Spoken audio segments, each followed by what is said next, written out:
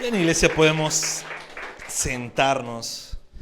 Qué gusto poder estar con ustedes, alabando, adorando a nuestro Dios. Y vamos a continuar con la palabra, vamos a continuar con nuestra miniserie que hemos visto, ¿no?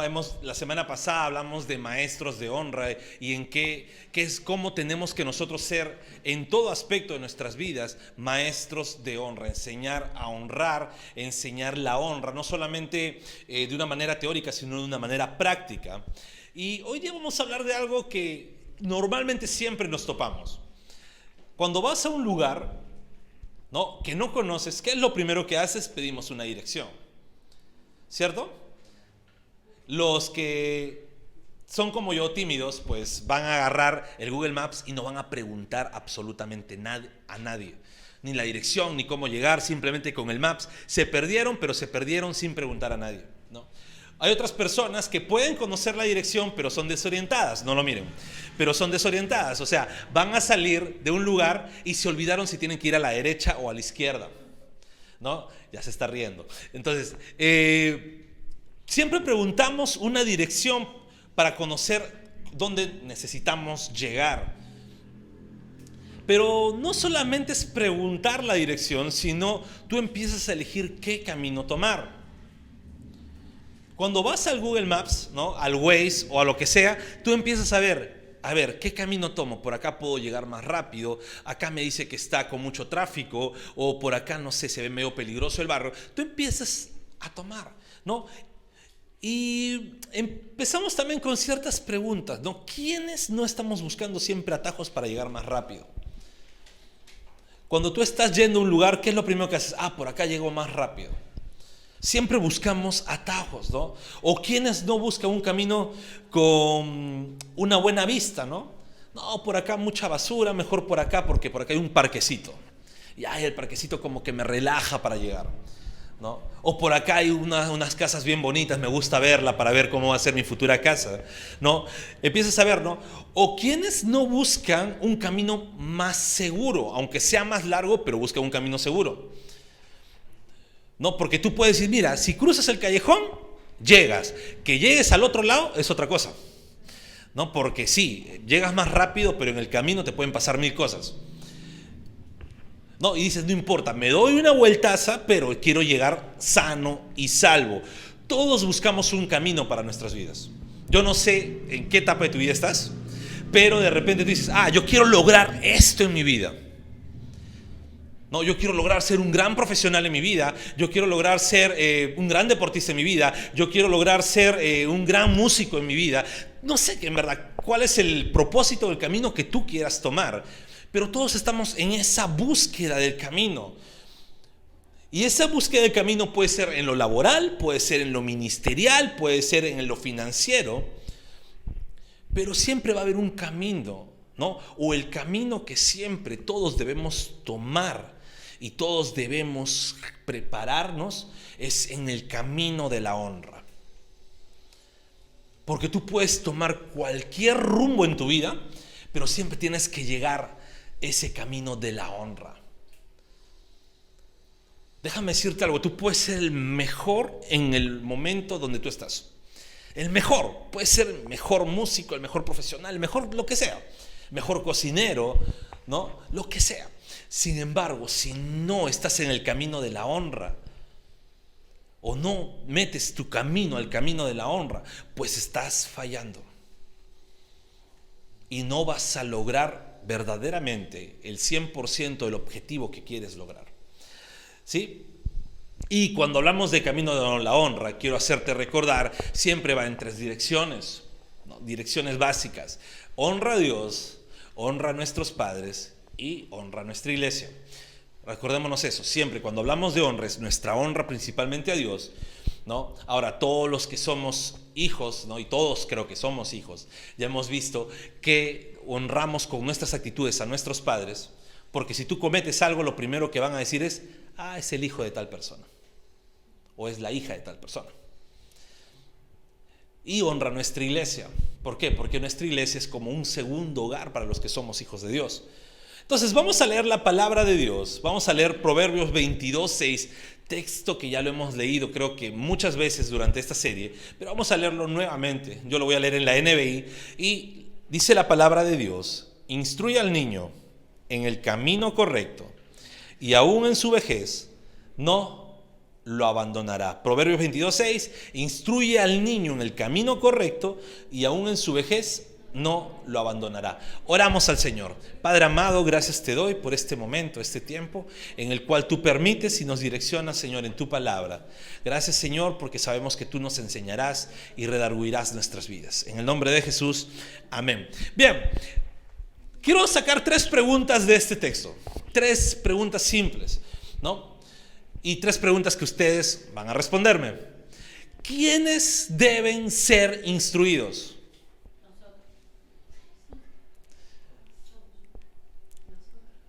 Vamos, todos respondan. ¿Quiénes deben ser instruidos? Todos. Vemos que el texto, ¿no? Vemos que el texto dice instruye al niño. Y yo sé que de repente si pregunto, ¿se consideran niños? Aunque tengas 8 años vas a decir, no, ya no soy niño, ya soy grande, vas a decir. ¿Ok? Todos vamos a decir, ¿por qué? Porque suele ser un poquito, niño no, todavía no, niño pequeño, símbolo de que todavía está haciendo, no. Todos tenemos ese síntoma de querer ser más maduros, ¿no? Pero cuando la palabra de Dios dice niño, no da en sí que solamente los niños. El sentido del texto no dice, instrúyelo de niños, pero si ya no es niño, ya déjalo a la deriva, ¿no?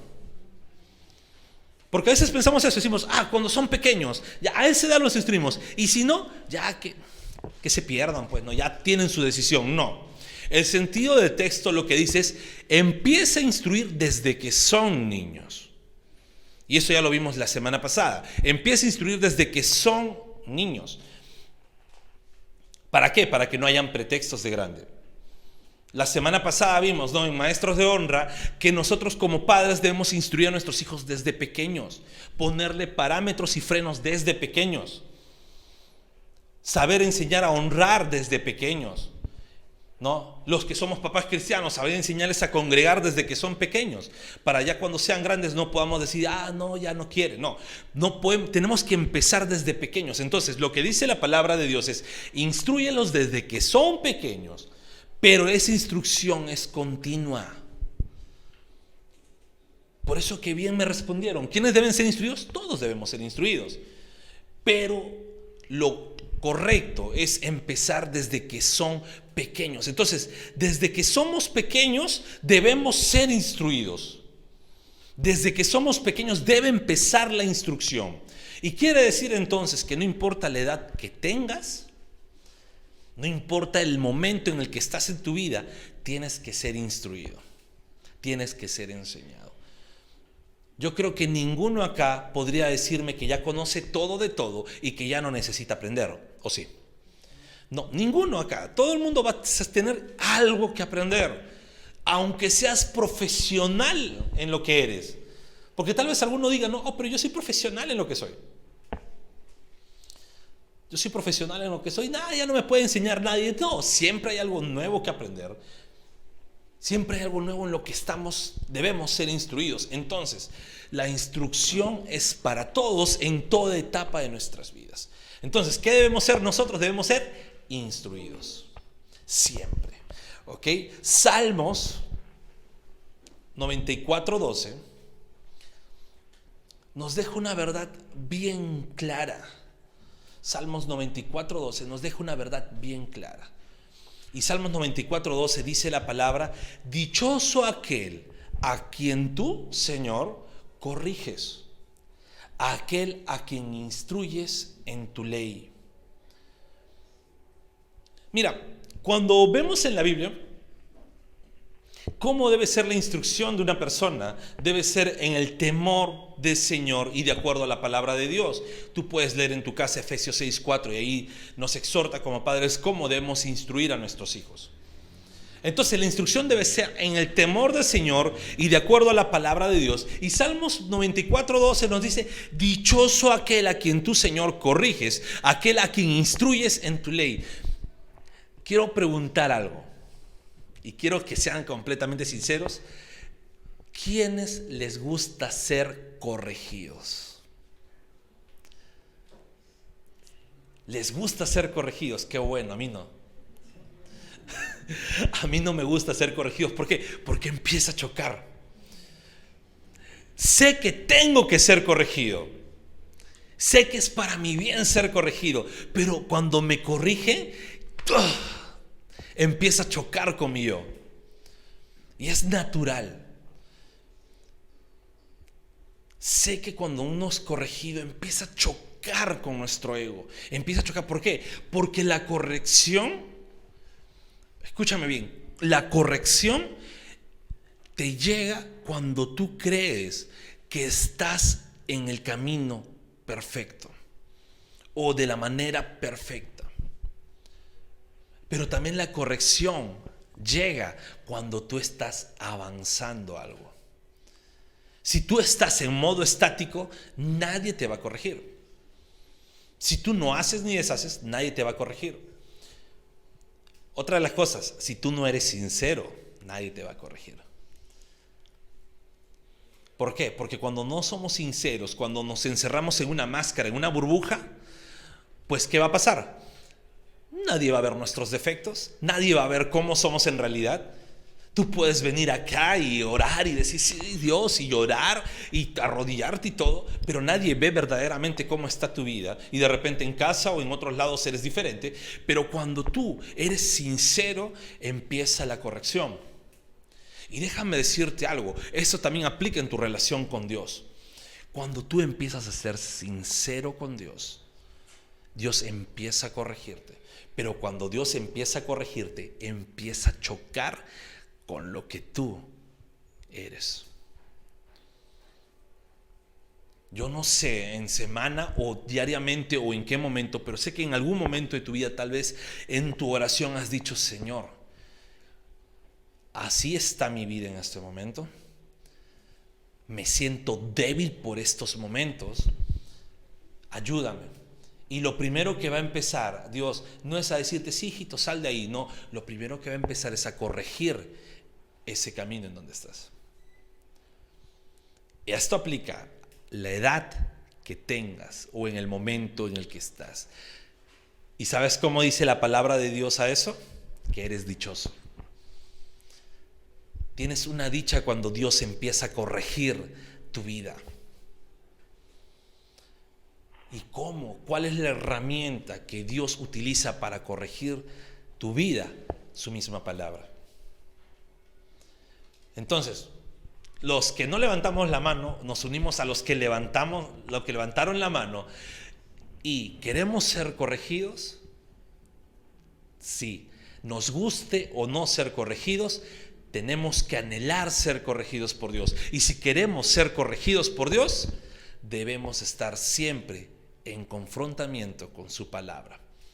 Siempre yendo a su palabra a ser confrontados, no a buscar los textos que nos gustan, no a buscar los textos que nos animen y nos motiven, no buscar a los textos incluso que respaldan, que vamos a decir que malformando la interpretación respaldan cómo estamos, sino buscar los textos en que nos digan: ¿sabes qué? Necesitas ser corregido. Ahí nadie dice amén, ¿verdad? Pero podemos decir amén, ¿verdad? Genial. Ok, me lleva un segundo punto. ¿Cuál es el camino? Aquí está hablando de un camino correcto. Dice: instruye en el camino correcto. Si preguntas al mundo, el mundo te va a decir: ¿sabes qué? Instruyeros en el camino del amor. Amor es amor. Wow, ¿quién no se siente enamorado? No. ¿O quién no en algún momento de su vida ha estado enamorado? No, a veces hablamos de amor y sale: si supieras, pastor. Oye, ¿cómo está ese corazoncito? Podemos preguntar, sobre todo a los más jóvenes, ¿no? Ahí sufriendo, pero va latiendo, dice, ¿no? Sufriendo, pero latiendo. Si vas No, a una universidad te preguntan cuál es el camino correcto, te va a decir el camino del saber. Y te empieza a decir, este es el conocimiento, este es lo que tienes que aprender a conocer, la filosofía, las ciencias y todo. Si vas de repente, no eres, vamos a decir, deportista, ¿qué te van a decir? El camino de la disciplina, ese es el camino correcto. Y sí, genial, el amor, el conocimiento, la ciencia, la disciplina son buenos caminos, pero yo te quiero presentar el camino correcto. Porque una pregunta auxiliar debería ser, ¿cuántos caminos hay? Porque si vamos a ser sinceros, como ya lo expliqué, cada persona, cada lugar, cada organización te va a decir un camino que para ellos es el camino correcto. Pero no pueden haber varios caminos correctos. Siempre, si hay un camino correcto, el resto termina de ser caminos incorrectos. Siempre. Siempre va a haber un camino correcto en la vida. Y yo quiero que leas conmigo Juan 14:6. Y te voy a presentar un camino correcto. Que muchos de ustedes ya lo conocen. Muchos de ustedes incluso se saben el texto de memoria. Pero Juan 14:6 me dice la palabra: yo soy el camino, la verdad y la vida, contestó Jesús. Nadie llega al Padre sino por mí. Cristo aquí está hablando, ya vamos al contexto principal. Cristo está hablando del estado eterno en el que estarán todos los cristianos. ¿Sí? Si vas Juan 14 del versículo 1, empieza a hablarte, ¿no?, de cuál es el camino y cómo podemos llegar al Padre. Los primeros cristianos estaban ahí preocupados por ello. Y Jesús dice, no, el camino correcto soy yo. Y aquí, ¿no? Debemos entender algo. Si tú y yo no conocemos a Jesús, el resto de caminos auxiliares que tomemos van a estar equivocados. Porque tú puedes ser muy disciplinado, pero si no conoces a Jesús, vas a terminar desviando tu vida. Tú puedes ser de mucho conocimiento, pero si no conoces a Jesús, terminas desviando tu vida. Tú puedes tener mucho amor en tu vida, pero si no conoces a Jesús, ese amor de nada vale. Cuando hablamos del camino correcto, es conocer a Cristo, porque cuando conocemos a Cristo, nuestro Señor nos enseña a honrar a Dios, nos enseña a honrar a nuestros padres, nos enseña a honrar en la iglesia, nos enseña a honrar en la vida, nos enseña el camino correcto. Cuando andamos en Cristo, andamos en el camino correcto. Cuando andamos en Cristo, estamos en el lugar, en el camino correcto, en la dirección correcta. Entonces, ¿queremos estar en un camino correcto? Genial. Yo sé que todos tienen diferentes direcciones, diferentes metas, diferentes sueños, diferentes anhelos. Pero si hablamos del camino correcto, estamos hablando de estar siempre en Cristo. Tú puedes apuntar a muchas cosas en tu vida. Yo no he venido a decirte acá, bueno, deja los sueños que tienes, deja los anhelos que tienes. No. Yo lo que he venido a decir, todos esos sueños, esos anhelos, esos deseos que tienes, direcciónalos en el camino de Cristo. ¿Quieres ser el mejor en lo que eres? Pues tu camino tiene que estar direccionado en el Señor. ¿Quieres ser el mejor en donde estás? Tu camino tiene que ser direccionado en el Señor. ¿Quieres ser el mejor? Vamos a ponerlo, cosas muy, muy sencillas y básicas. ¿Quieres ser el mejor hijo? Tu camino primero tiene que estar alineado en Cristo. ¿Quieres ser el mejor estudiante? Tu camino tiene que estar alineado en el Señor. ¿Quieres ser el mejor chef? Tu camino tiene que estar alineado en el Señor. ¿Quieres ser el mejor maestro, maestra, profesional? Qué sé yo, todo lo que ustedes están anhelando. Tu camino tiene que estar direccionado en el camino correcto, que es Cristo. Conozcamos y busquemos conocer cada día más a Cristo, porque en el Señor Jesús tenemos el verdadero camino de la honra. Y me lleva a una última pregunta. ¿Cuánto tiempo dura este camino? Porque siempre lo que decimos es: queremos las cosas rápidas, queremos los atajos, queremos lo que ya está. Cuando pides algo, ¿no?, y estás apurado, te dices: ya, ¿para cuándo lo quieres? Para ayer, ¿verdad? Te piden algo, no sabes qué, oye, necesito que me hagas este trabajo. ¿Para cuándo? Tú preguntas: para ayer.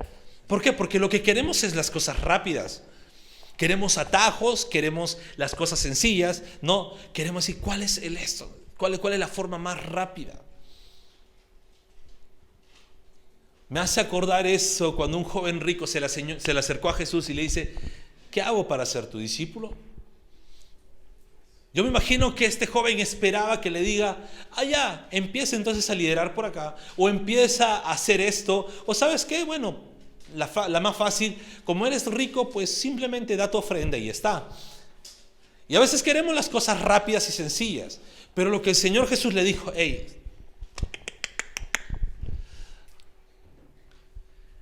¿quieres ser mi discípulo? ¿Quieres conocerme? Ya que estamos hablando del camino correcto, pues ahorita empieza el camino. Deja todo para conocerme. ¿Y cuánto dura este camino? Y ya lo escuché susurrar por ahí: toda la vida. Si conocemos y estamos en el camino correcto, déjame decirte algo: si tú estás en el camino correcto, no lo puedes abandonar jamás. Y ahora, no es que no lo puedas abandonar porque por una decisión propia. No la puedes abandonar porque ese camino correcto te va a envolver en sus sendas. Si a ti te pusieran en un camino correcto que no tuviera parámetros, que no tuviera vallas, lo que vas a hacer es: oye, ese camino se ve más bonito que este porque, mira, si vamos más adelante, pues hay por ahí unos baches, algo un poquito más difícil, a cambio por el otro lado se ve más bonito, y te vas y puedes ir saltando de camino en camino. ¿Por qué? Porque nos están dando a elegir el camino. Sin embargo, cuando tú estás en el camino correcto, y ese camino correcto es Cristo, ese camino correcto está con vallas donde no te va a dejar salir para otro lado. Porque tú decides, no, porque estás en el camino correcto. Porque ese camino correcto, se vea difícil o no, es el camino más seguro. Porque ese camino correcto se vea complicado y trágico más adelante, no te va a dejar salir, porque es un camino vivo que te ama. Es un camino vivo que te envuelve. Es un camino vivo en el cual tú vas a estar y no te puedes alejar.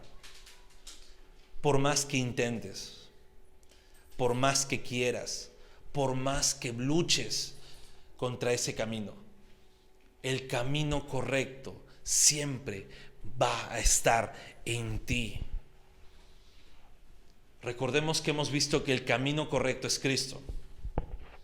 Y mira lo que nos dice la palabra de Dios con respecto a ese camino. Romanos 8, uno de los textos más hermosos, una de las promesas más bellas que nos hace nuestro Señor.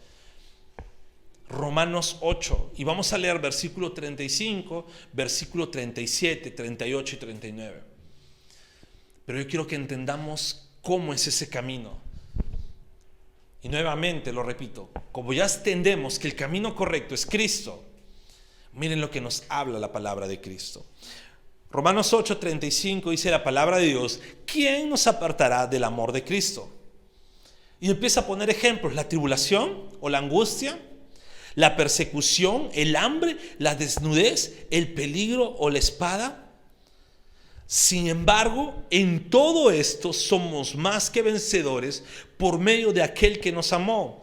Pues estoy convencido que ni la muerte, ni la vida, ni los ángeles, ni los demonios, ni lo presente, ni lo porvenir, ni los poderes, ni lo alto, ni lo profundo, ni cosa alguna de en toda la creación podrá apartarnos del amor de Dios, que Dios nos ha manifestado en Cristo Jesús, nuestro Señor.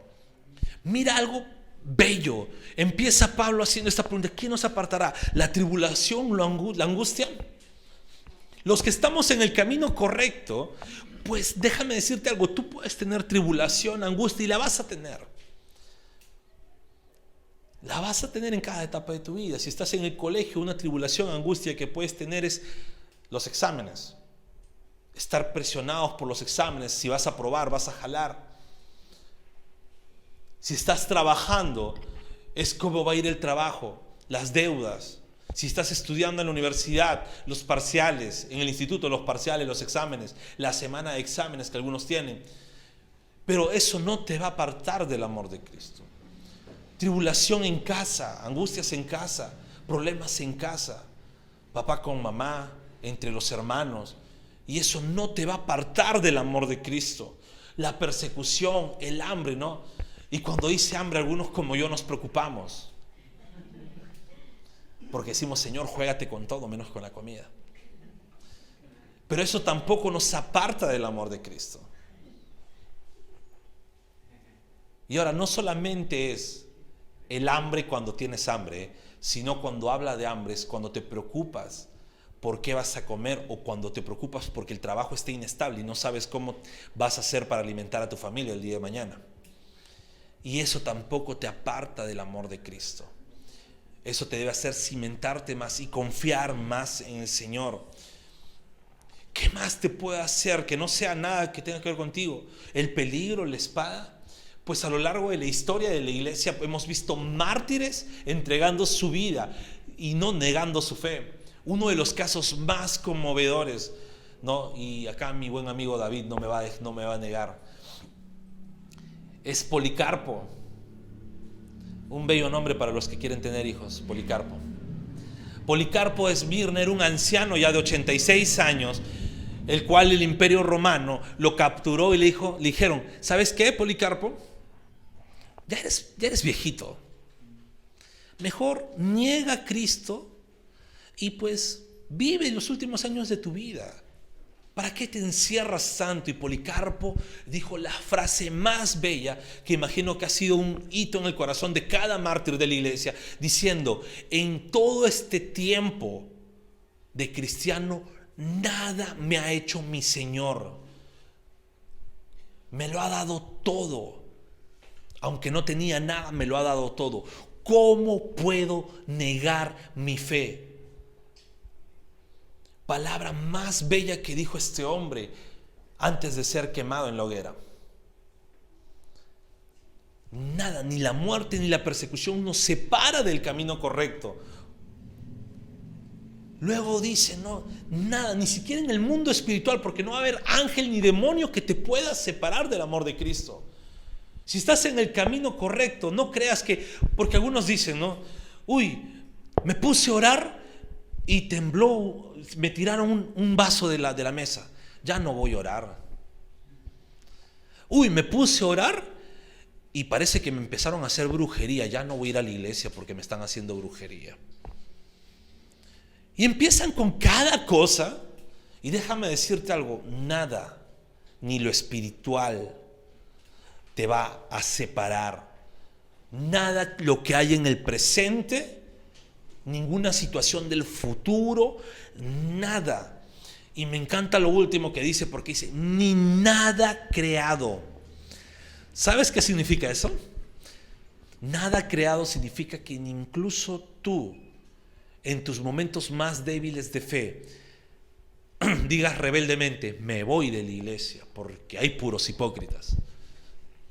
Y te vas un par de semanas y luego vas a regresar como perro arrepentido, con el rabo entre las piernas, porque vas a decir: no puedo alejarme de mi Señor. Cuando tú estás en el camino correcto, no hay nada que te aleje de tu Señor. Recuerdo cuando mi esposa estaba en el seminario y un profesor le comentó, Ya en ese tiempo de seminario ese profesor ya era pastor, pero cuando recién empezaba y era joven, ya estaba en la iglesia, ya servía en la iglesia, tal vez tenía por ahí un pequeño liderazgo dentro de su iglesia. Y este pastor le dice, en ese tiempo comenta, yo fui a mi pastor y le dije, pastor, ya me cansó la iglesia. No, soy muy joven para la iglesia. Estoy en mi juventud, quiero ir a mis conciertos, quiero ir a mis discotecas, quiero estar ahí, no, disfrutando la vida. Ya cuando sea más mayor, más viejito, volveré. El pastor lo miró, muy sabio, le dijo, ¿estás seguro? Y este profesor, sí, estoy bien seguro. Y este pastor cuesta que se fue a disfrutar su vida, fiestas, ¿no? Borracheras, conciertos y todo lo que te puedes imaginar, todo lo que normalmente un joven diría, quiero disfrutar eso. Al mes regresó, como dice el bello poema del Chavo, vuelve el pelo arrepentido, con el rabo entre las piernas, y volvió. Porque el pastor, antes que se vaya, le dijo, mira, tú te vas, ve, pero recuerda algo, cuando decidas volver, voy a estar acá con los brazos abiertos para recibirte, porque así también va a estar el Señor. Y sí, se fue y regresó al mes y dijo, pastor, ¿qué pasó? Le dijo. El pastor ya sonriendo porque ya sabía la respuesta, le dice, no es lo mismo, no puedo. He hecho todo lo que quería hacer y no he disfrutado nada. ¿Puedo volver? Y el pastor le dijo, claro, si nunca te fuiste, regresa. Cuando estamos en el camino correcto, así tú en tu rebeldía, en tu berrinche, en tu capricho digas, me voy de la iglesia, si de verdad estuviste en el camino correcto, no sales jamás. Ese camino de la honra no te va a dejar salir jamás, porque no solamente se trata de que tú decidiste estar en el camino, sino se trata de que el Señor vino, transformó tu vida, te renovó completamente, te quitó el pecado de tu vida y te transformó para llevarte ese camino correcto. Y con esa naturaleza cambiada ya no hay nadie ni nada que te mueva de ese lugar. El camino de la honra nos dice que debemos ser instruidos toda la vida, desde pequeños, pero en toda etapa de nuestra vida, en el camino correcto, que es Jesús. Y ese camino nos va a durar toda la vida. No va a haber nada ni nadie que te aparte de él. Quiero terminar con esto y quiero decirte, cuando pisamos ese camino, no está para buscar los atajos más convenientes. No va a haber atajos. No se trata de que tú llegues a los caminos de Dios y digas, ¿cuál es el atajo para llegar más rápido a mi objetivo? Ni tampoco se trata de cuán rápido camines tú con respecto a otro. Porque tal vez tú dices, oye, pero yo tengo más tiempo porque esta persona llegó más rápido a ese lugar. No. Cuando tú estás en ese camino, no eres tú quien elige la velocidad en cómo caminas, sino es Dios quien te va empujando a la velocidad que Él desea, porque conoce cómo es tu vida.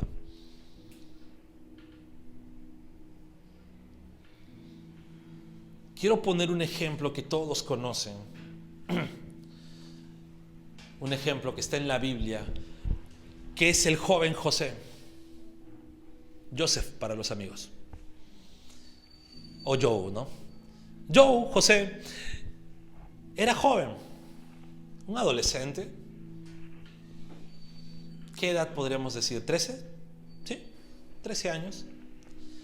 Cuando empezó a soñar y se lo comentó a sus padres, a sus hermanos, y sus hermanos, el sueño era tan claro que dijeron, ¿crees que nosotros te vamos a servir a ti, mocoso? Bueno, después los escritores dijeron, no podemos poner eso, así que dijeron, ¿tú crees que tu padre y tus hermanos te vamos a servir? Pero lo que dijeron es, ¿crees lo que te vamos a servir a ti, mocoso?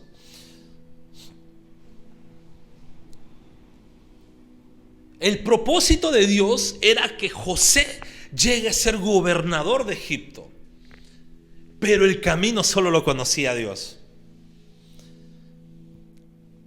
Pero José estaba en ese camino de la honra. ¿Sabes qué pasó? José a sus 13 años fue vendido. Fue deshonrado quitándole su túnica, golpeado por sus hermanos mayores. Yo no tengo la dicha de tener hermanos mayores, yo soy el mayor en casa. Pero me pongo a pensar en cómo un hermano menor se sentiría cuando su hermano mayor le golpea sin sentido. Porque muchas veces los menores crean dependencia, ven a su hermano mayor como que, wow, es mi hermano, es mi ejemplo, es el que yo debo seguir. Y te imaginas José diciendo, mis hermanos mayores, y luego estos golpeándolo de forma miserable. ¿Cómo se sentía José? Y luego no solo eso, sino lo tiraron a un pozo. Y tal vez José decía, bueno, ya me lo merezco por ser cargoso con mis sueños. Y estaba tal vez confundido porque no entendía por qué Dios le hizo soñar eso. Y está pasando esa situación. Y no contentos con ello, sus hermanos, ¿qué hicieron? ¿Sabes qué? Vamos a venderlo. Pasaron unos mercaderes. Mira, no nos ponemos a pensar en esto, pero esos mercaderes se consideraban violadores porque trataban esclavos. Y los jóvenes eran no solamente vendidos, sino eran abusados. ¿Te imaginas el temor de José? ¿A dónde me están llevando? Y ahora estaban en una tierra al norte y lo llevaron a tierras más al sur, a Egipto. A José le quitaron su casa, le quitaron su nombre, le quitaron sus propiedades, le quitaron su identidad, le quitaron la libertad. Le quitaron la nacionalidad porque lo llevaron a un país diferente, lejos de sus padres, 13, 14 años. Pero José nunca salió del camino de la honra. Siguió honrando a Dios, siguió en ese camino perseverando. Tal vez con sus cuestiones, con sus cuestionamientos, tal vez preguntándose por qué Dios permite esto, pero él siguió honrando a Dios. Llegó a la casa de Potifar, tal vez a unos 17 años por ahí. Los que somos varones conocemos cómo es un varón a los 17 años o un varón a la adolescencia. Es un saco de hormonas. Y José pasa la prueba que Dios guarde a cada uno de nuestros adolescentes de pasar, la verdad.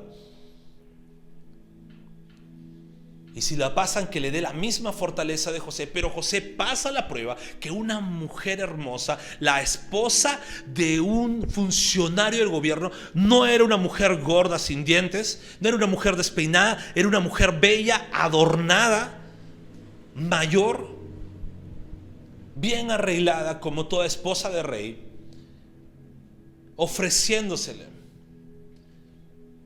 Pero José no dejó el camino de la honra. José siguió honrando a Dios. Huyó. ¿Y sabes cuál fue la consecuencia de eso? Porque hasta ahí podríamos decir, uy, José pasó su prueba, José lo logró, José, ¿sabes qué? Uy, ya, el Señor ahora sí me lo va a llevar a ser gobernador. No. Siguió la tribulación. La mujer lo acusó y fue echado en la cárcel.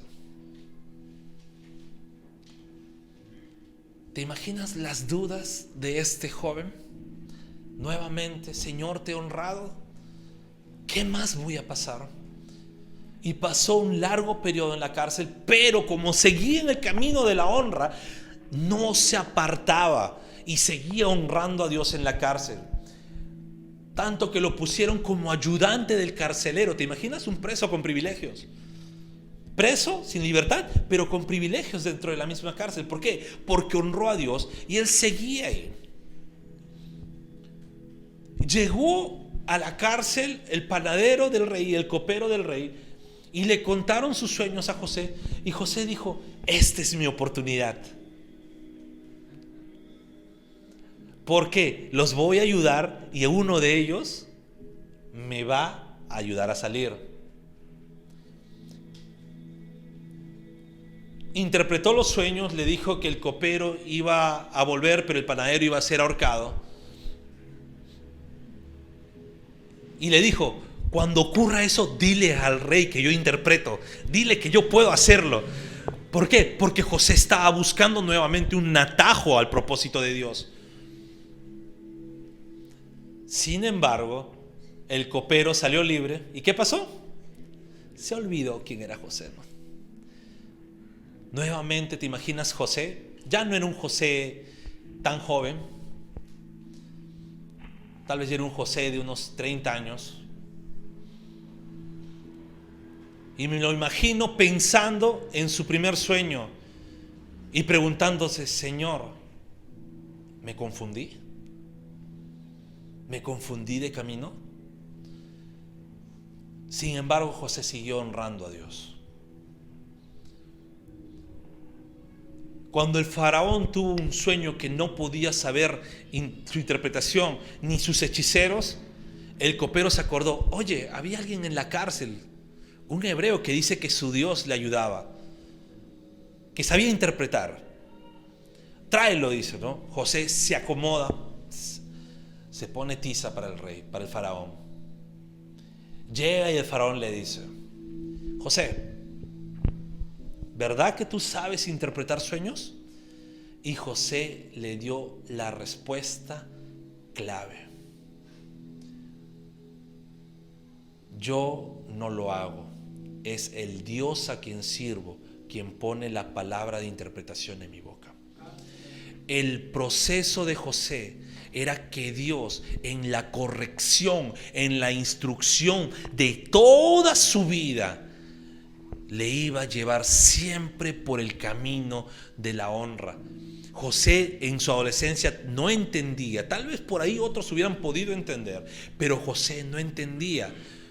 A diferencia del rey David, que cuando era solamente David, y no David, sino el de la Biblia, que también en su adolescencia, cuando peleó con Goliat, David sí decía: mi Dios me dará la victoria. José en su adolescencia era diferente. José en su adolescencia todavía pensaba que estaba en él y no en la corrección de Dios. Cuando transitamos ese camino de honra, no busquemos tomar atajos, sino veamos cómo Dios nos va instruyendo en su camino. Y esa instrucción va a ser durante toda tu vida. Sea que estés adolescente, sea que estés joven, sea que estés adulto, soltero, casado, sea en la etapa que estés en tu vida. En el camino de la honra, Dios nunca te va a soltar. Acompáñame a orar. Padre amado, quiero agradecerte, Señor, por tu palabra. Gracias, Señor, porque en este camino de honra tú eres, Padre, quien nos instruye. Tú eres, Señor, quien permite la instrucción en nuestras vidas. Tú eres, Señor, quien permite que podamos adorarte. Y dejemos de ser nosotros, sino siempre eres tú quien nos lleva en el camino y no nos deja salir, Señor. Y perdónanos porque muchas veces creemos que podemos tomar atajos. Muchas veces creemos que podemos tomar rutas que no tengan instrucción, que no tengan corrección. Y muchas veces cuando llega la corrección a nuestras vidas, pues nuestro ego sale a flote pensando que somos incorregibles. Y Señor, perdónanos y ayúdanos, Señor, a poder vivir en este camino de la honra para darte siempre la gloria a ti. Gracias, Padre, porque estando en este camino sabemos que no va a haber nada ni nadie que nos aparte de él y que eres tú quien siempre está ahí como ese buen pastor, guiándonos, llevándonos por el buen sendero. Gracias, Señor, y espero que tu palabra haya sido sembrada en los corazones de cada persona que está en este lugar, de cada persona que está en las redes sociales, de cada persona que va a escuchar el mensaje después de ser subido a las redes. Dios bendito, toda la gloria es para ti, toda la honra es para ti. En el nombre de Jesús.